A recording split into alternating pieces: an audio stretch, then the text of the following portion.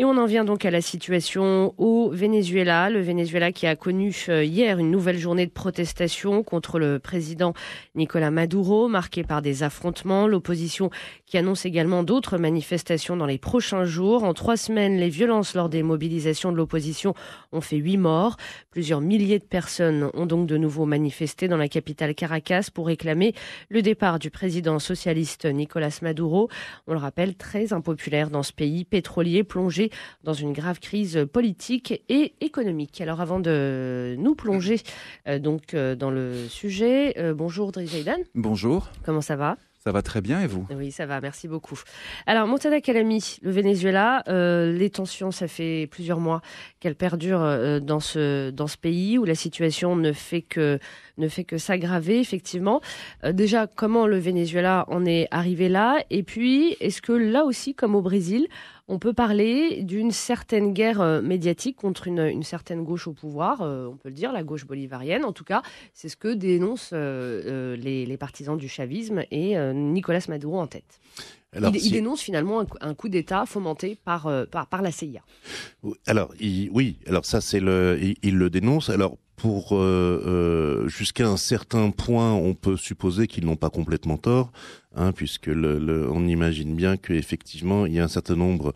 Alors sinon la CIA elle-même ou l'État fédéral américain, il y a de toute façon un certain nombre d'intérêts états-uniens qui doivent soutenir l'opposition de droite. Alors dans la situation actuelle, l'opposition qui réclame alors j'ai oublié le terme exact, le référendum pour destituer Maduro, c'est tout de même la grande bourgeoisie et la bourgeoisie moyenne qui est en plein déclassement, parce qu'elle souffre. Le pays va mal. Il ne s'agit pas non plus de dire que tout va bien, et qui n'a toujours pas fait le lien avec les classes populaires. Donc ça situe quand même assez bien la position politique. Donc c'est une chose. Alors classe populaire qui donc n'ont pas rejoint cette opposition, mais reste quand même extrêmement critique sur les résultats.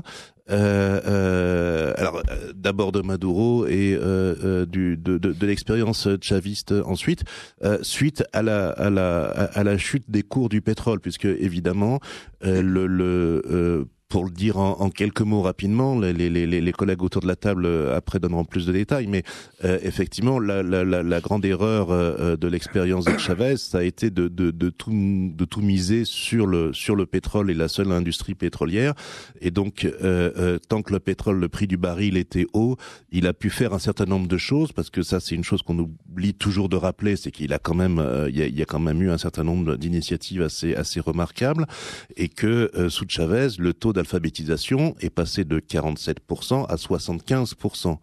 Donc ça, c'est quand même assez énorme. On sait au Maroc que c'est un genre de travail difficile. Il y a eu ça, il y a eu un certain nombre de choses. Alors il y a eu aussi un accès plus large ouvert aux soins médicaux. Alors évidemment, le problème, c'est que maintenant que le pétrole ne vaut plus rien, les Vénézuéliens ont accès à l'hôpital, mais il y a plus de médicaments dans l'hôpital. Donc là, on est face au problème d'une politique sociale menée sur la seule rente, construite sur une seule rente pétrolière.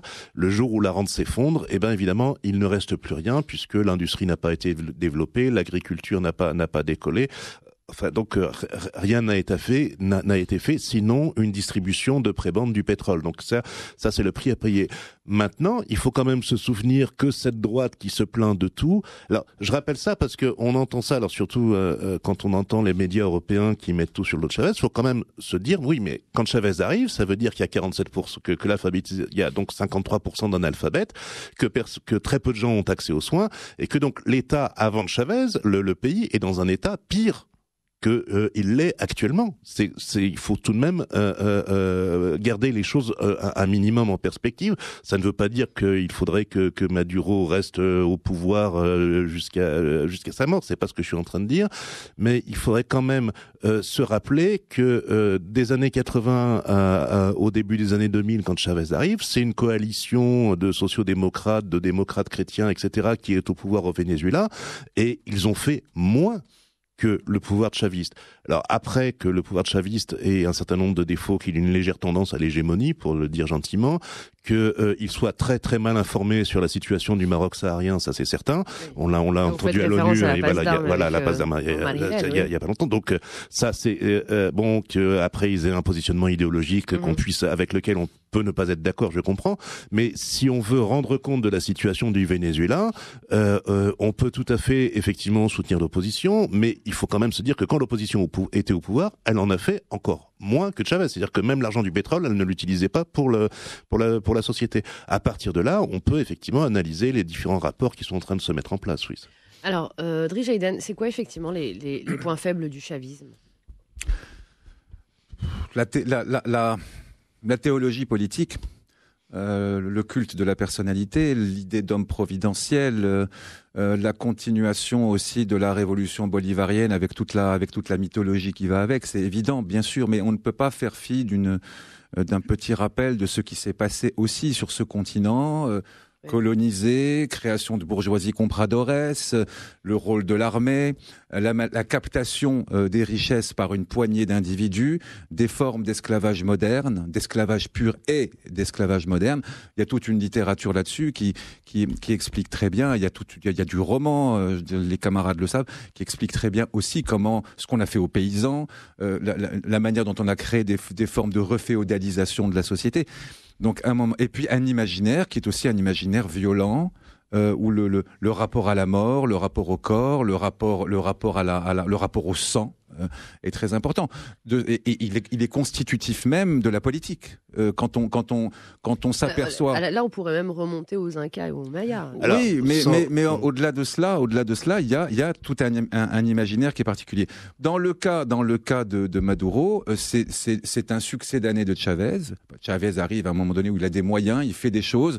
C'est le bon côté de Lula aussi, parce que il faut quand même dire il faudra en revenir effectivement aux situations en Argentine et au continentale, oui. L'expérience de ce socialisme qui a voulu tirer les gens de la pauvreté, elle n'a pas été que mauvaise.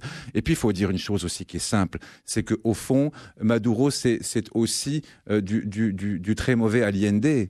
Qu'est-ce qui se passe ? Pourquoi est-ce que Allende est déposé par les Américains ? Parce qu'à un moment donné, ils décident de nationaliser ITT. Là, la CIA s'en occupe. Qu'est-ce qui se passe en Argentine lorsque des gens qui, justement, essayent de penser le progrès social et la justice économique disent « Nous, cette dette, on n'en veut plus. On ne veut plus la payer. Ce n'est plus possible. » Qu'est-ce qui se passe ? Là aussi, on les dépose. On remet en place une junte. Et dès que la junte arrive au pouvoir, comme par hasard, les robinets sont ouverts. Les États-Unis redonnent de l'argent.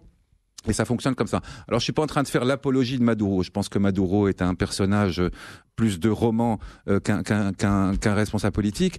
Mais au fond, on est dans une espèce de pas de malédiction, mais on est dans une espèce d'empreinte dont la profondeur ne s'est toujours pas altérée.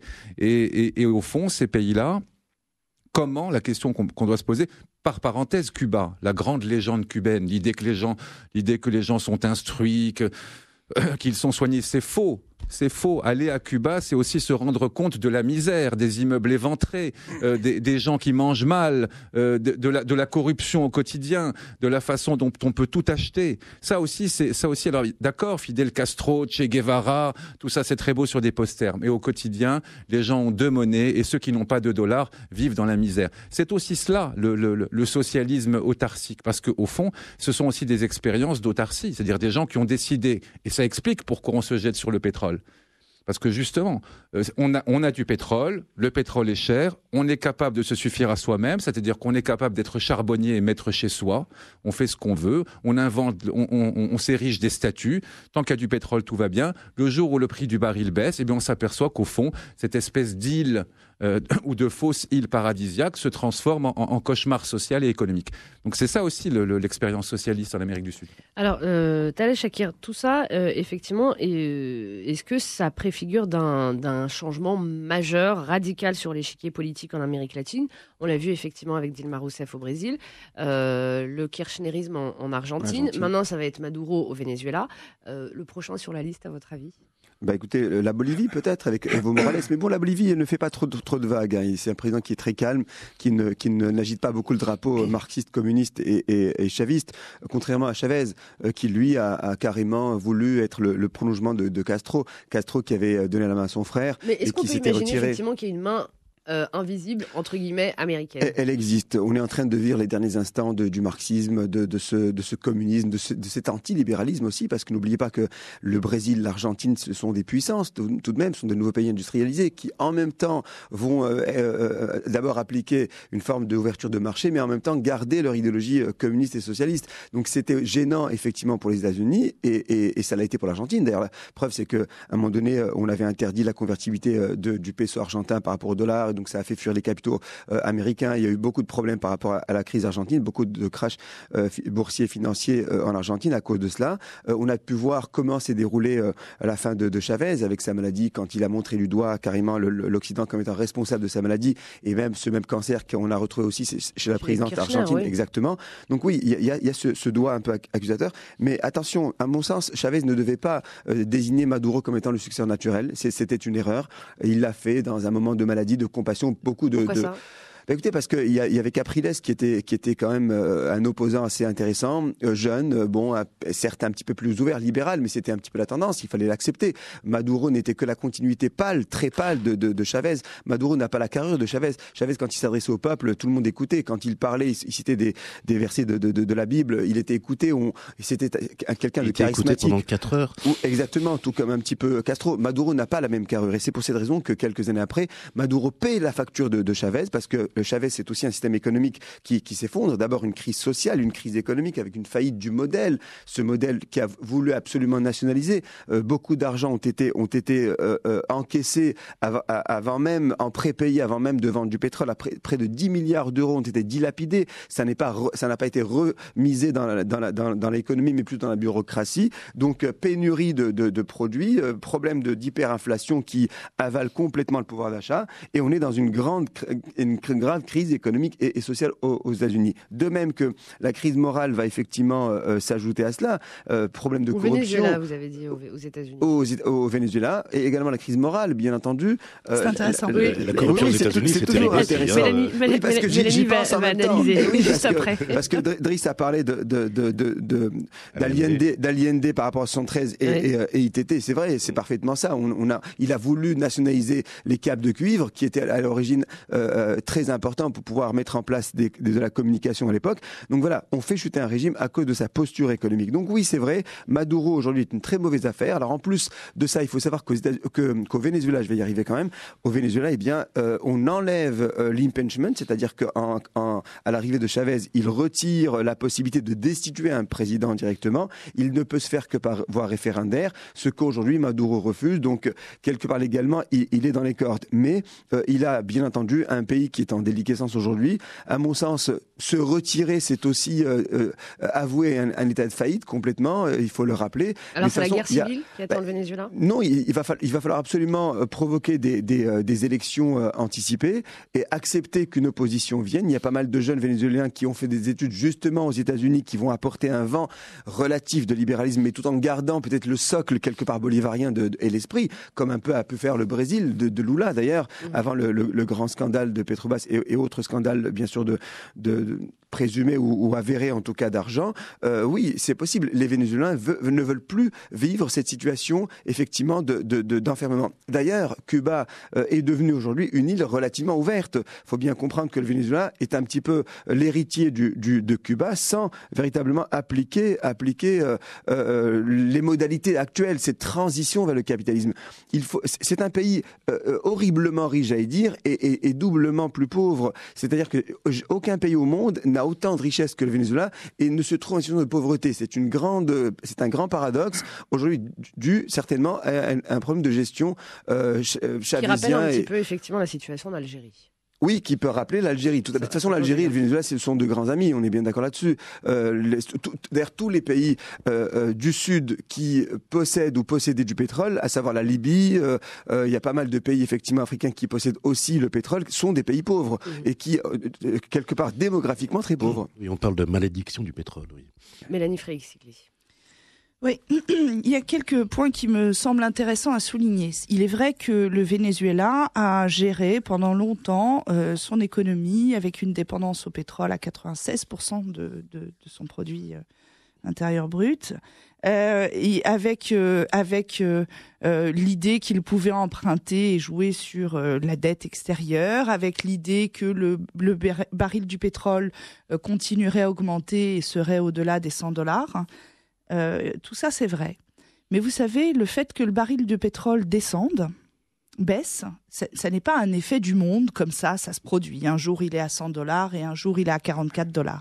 Comment le marché n'est pas libre ? Le marché, oui, voilà. Le fait qu'un jour, la dette, notamment de certaines grandes entreprises pétrolières vénézuéliennes, se soit retrouvée dans les mains de fonds américains vautours, parce qu'il faut le dire, ça n'est pas non plus un fait du monde.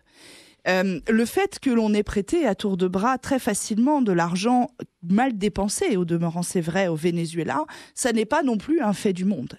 Ce que je veux dire, c'est que toutes ces données-là sont des éléments d'économie et de géopolitique qui ne sont ni libres ni objectifs. La dette des pays, elle est due à qui ? C'est quand même relativement intéressant de voir comment ça fonctionne, comment ça spécule, comment elle prend de la valeur, cette dette, comment elle est accentuée, par qui elle est contrôlée et quels sont les enjeux derrière. Donc si on remonte un petit peu le temps et qu'on voit finalement l'Amérique du Sud comme étant cette espèce de partie qui pendant très longtemps on a appelé le jardin arrière des États-Unis, cette zone, si vous voulez, sous influence américaine, qui du coup constituait une réserve de puissance et de richesse. On a parlé du fait que le 19e était l'ère de la colonisation et le 20e l'ère des aires géographiques économiques intégrées pour exactement les mêmes raisons. Si vous voulez, la puissance impériale américaine, elle s'exprime aussi de cette manière-là. Il y a des aires géographiques qui lui appartiennent. Et surtout, depuis très longtemps, il y a le pétrodollar qui est très important. Alors le pétrodollar, c'est quoi ? C'est l'idée que tous les échanges pétroliers se font en dollars. Ça a justifié la première guerre du Golfe. Vous voyez, je remonte loin et je vais loin. Ça a justifié la première guerre du Golfe quand l'Irak décide effectivement qu'il va libeller ses échanges en euros, notamment. Ça justifie aussi qu'à un moment donné où les États-Unis décident de se redéployer un peu différemment dans leur politique extérieure, le fait qu'une part conséquente des pays d'Amérique du Sud se tourne vers une possibilité de banque d'investissement qui lierait la Chine et la Russie à eux, leur pose un gros problème. Leur pose un énorme problème parce qu'on est dans une guerre des monnaies où ils n'avaient vu venir que l'euro et qu'ils ont battu d'ailleurs. Mais là, tout d'un coup, il y a d'autres choses qui arrivent et qui s'installent juste dans leur jardin arrière. Et ça pose des soucis. Et là, on a un piège qui se referme sur une économie qui s'est réellement fait affaiblir, qui est tombée dans le panneau, si vous voulez. Évidemment, il y a un piège qui se referme, qui tout d'un coup, le baril de pétrole s'effondre parce que on autorise l'exploitation du gaz et du pétrole de schiste, parce que on découvre de nouvelles réserves qui ne sont pas prouvées, mais ça n'est pas grave, etc. Et dans le même temps, la dette vénézuélienne devient exigible immédiatement par des groupes financiers qui sont prédateurs. Et du coup, un pays dont l'économie était artificiellement boostée et que l'on a endormi, si vous voulez, sur quelque chose de facile. Le pétrole, c'est facile. Comme l'Algérie s'est fait endormir, de la même manière. Se retrouve coincé et acculé. Donc on passe d'un pays qui a un taux de pauvreté très faible en 2010 pour un pays de cette catégorie, c'est-à-dire à 20%, ce qui est déjà beaucoup, mais c'est faible pour un pays de cette catégorie, à un pays qui a 50% de gens vivant sous le seuil de pauvreté en 2015, et aujourd'hui on est encore pire. Donc il est évident que les gens ne sont pas contents, bien sûr. Et au Venezuela, il y a une mesure de politique intérieure qui est particulière, qui s'appelle le référendum. Alors je me souviens plus du terme. Mélenchon nous le dirait très bien, pour déposer un président. Donc en l'occurrence, je crois qu'il y avait été une création de Chavez. C'est Chavez qui avait mis ça dans la loi. Absolument. Et donc, est-ce qu'un référendum, ça va régler quelque chose tant que les cours du pétrole sont bas? Alors excusez-moi, mais donc ce référendum a été invoqué. Il faut, je crois, la signature de 2 millions de personnes ou quelque chose comme ça. Ils ont été rassemblés et normalement ce référendum aurait dû avoir lieu courant 2016. Contre Maduro. Il n'a jamais eu lieu parce qu'il y a eu une contestation sur la récolte des signatures et donc un soupçon de manipulation à ce niveau-là. Le problème, c'est que Maduro a peut-être été victime, si vous voulez, d'un effet de géopolitique et d'une mauvaise gestion précédente qui fait que maintenant on veut le renverser pour maintenir des intérêts extérieurs. Mais maintenant que ce référendum a été demandé et qu'il n'est pas exécuté, il n'est pas légitime. Et même les gens qui auraient pu le soutenir au niveau de sa population, maintenant, étant d'une part très pauvres et d'autre part face à un président qui ne respecte pas ses institutions, ils ne peuvent pas le soutenir. Donc le pays est dans une crise gravissime. Certes, ce référendum ne réglerait pas la question du pétrole, mais en revanche, elle règle la question de la légitimité du président. Alors, Montada Kelami, pour terminer, 2 dernières interventions avec celle de Talal Shakir. Oui, la question du Venezuela, on parlait de la violence. Le taux d'homicide au Venezuela, il est de 91 pour 100 000 habitants. 91 morts par homicide, c'est pas des accidents de voiture, pour 100 000 habitants, sachant qu'il est de 24 ou 25 pour la Colombie ou le Brésil, et que au Maroc, il est officiellement, de mémoire, il est de 0,5.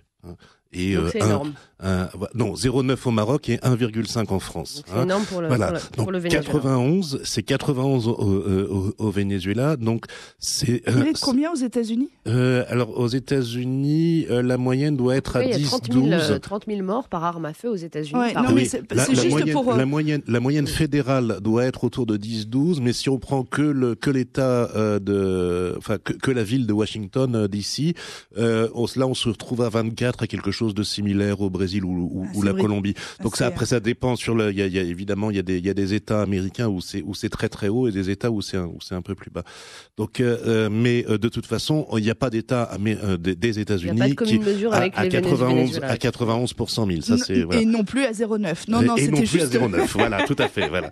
Donc, ça c'est un chiffre intéressant. Ce sont des chiffres qu'aime bien rappeler un islamologue du Collège de France qui s'appelle Henri Laurence, il cite les chiffres de l'ONU pour rappeler un peu les différences, relativiser des cultures. Du terrorisme, et puis voilà, tout à fait.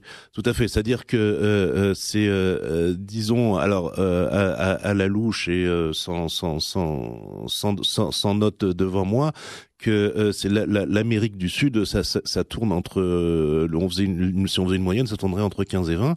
Le monde dit musulman ou majoritairement musulman inclut les pays. Alors quand il en a parlé, c'était avant le début de la guerre en Syrie, mais inclut l'Irak et la Libye. On devait être à 4 ou 5. C'est-à-dire que même pour le Moyen-Orient, en prenant l'Irak en pleine guerre civile et ses pays limitrophes, il arrivait à un taux d'homicide inférieur à celui des États-Unis.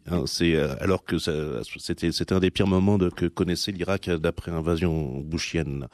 Donc pour en revenir à cette effectivement violence excessive. Il y a une violence excessive, c'est-à-dire qu'il y a une culture de la violence. Bon, il y a des armes très faciles à trouver aussi. C'est pas seulement une question. C'est pas seulement une question de culture. J'éviterai je pense qu'il faut absolument éviter d'être culturaliste sur ce type de sujet, parce que on se doute bien que si les armes étaient en vente libre à Casablanca, on n'aurait pas les mêmes chiffres. Il faut bien se rendre compte que effectivement le Venezuela est dans une situation de crise totale. Donc là, on est à 8 morts pour les seules manifestations de ces derniers jours. C'était 4 hier matin, donc il y en a eu 4 dans la journée. Dans le cadre des manifestations, on parle plus de criminalité. C'est effectivement une bourgeoisie moyenne qui envoie de paupérisation accélérée. C'est des gens qui fuient soit vers les États-Unis, soit vers l'Espagne. D'ailleurs, il y en a beaucoup qui vont vers Madrid. C'est une situation extrêmement inquiétante. Et effectivement, il y a au-delà du jeu de puissance macroéconomique mondial de l'empire yankee, pour citer la rhétorique locale, il y a aussi tout un travail qui se fait donc dans toute l'Amérique du Sud, des droites, alors et des droites évangélistes, c'est-à-dire que si nous on sait ce que peut être l'influence des frères musulmans dans la vie politique des différents pays de culture musulmane, il faut bien se rendre compte que l'Amérique latine, en Amérique latine, la religion joue un rôle, est un facteur. Alors c'est pas le seul facteur, puisque on peut pas, c'est pas la peine de vouloir expliquer l'Amérique latine par la Bible, pas plus qu'on peut expliquer le monde musulman par le Coran. Mais c'est un facteur qui joue énormément, et la montée en force des courants évangélistes, pentecôtistes, etc., qui sont souvent liés, qui sont pas forcément des militants politiques en eux-mêmes, mais liés à un certain nombre d'intérêts politiques et basiquement américains, puisqu'ils naissent là-bas, participe à cette déstabilisation. La destitution de Dilma Rousseff, par exemple, vient de la droite évangéliste, qui est relativement, il y en a toujours eu, mais qui est en train de prendre un poids social et donc politique extrêmement conséquent dans la situation brésilienne. Donc effectivement, au Venezuela, c'est moins fort et moins visible, mais on peut penser que ça joue aussi, qu'il y a un changement de culture religieuse qui induit un basculement et qui fait partie de cette offensive c'est la partie soft power, on dira, de cette offensive macroéconomique que Mélanie tentait de nous expliquer. Alors Mélanie, une réaction là-dessus, voilà, vraiment très rapide, et on finit avec sur la pertinence de ce référentiel religieux. Alors d'abord, on a un pape maintenant qui est sud-américain et qui nous démontre bien ce que cela signifie, en l'occurrence de vision économique particulière. Pourquoi je dis ça ? Parce que l'Amérique du Sud, c'est cet endroit très particulier où l'on réussit à être à la fois profondément catholique et profondément communiste. C'est une forme de pensée magique qui n'est possible nulle part ailleurs. Enfin, nous, on vient d'avoir un gouvernement islamo-communiste. Hein. Oui. Ce que j'allais dire, il y a des communistes et musulmans.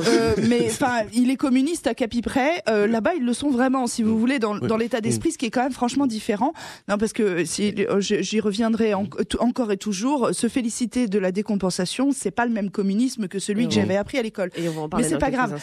Mais quoi qu'il en soit, pour revenir là-dessus, cette forme de pensée magique qui est quand même très très particulière, se heurte par contre frontalement à une idée plus évangéliste et qui elle est beaucoup plus rationaliste et empreinte de cet esprit à la fois protestant et rigoureux, issu lui aussi des Lumières mais différemment, qui est la marque des États-Unis, et ça modifie profondément la vision des choses. Et très procédurier en politique. Très procédurier en politique. Alors du coup, pour bien comprendre ça, j'aurais tendance à vouloir vous conseiller à la fois de lire La Maison aux Esprits, parce que c'est intéressant, et d'étudier la manière dont le pape a réformé notamment les banques vaticanes, parce que là aussi c'est plein d'enseignements.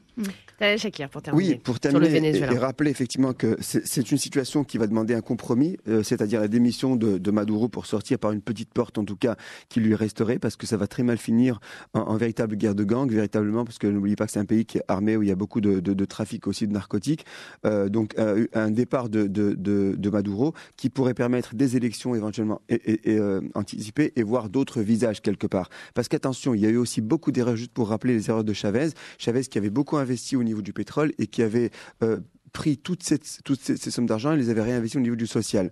Et ce qui a fait fuir d'ailleurs les investisseurs, parce que justement, c'était pas une question intelligente par rapport à la productivité. N'oublie pas que le Venezuela est un pays où le coût de production pétrolier est l'un des plus élevés au monde, 23,30 $ le baril, alors que partout c'est moins de 10. Et donc aujourd'hui, pourquoi ? Parce qu'il n'a jamais pensé à remoderniser l'appareil productif, pensant que le social allait le hisser vers les hauteurs en tout cas éternelles du pouvoir, j'allais dire, parce qu'il allait y rester.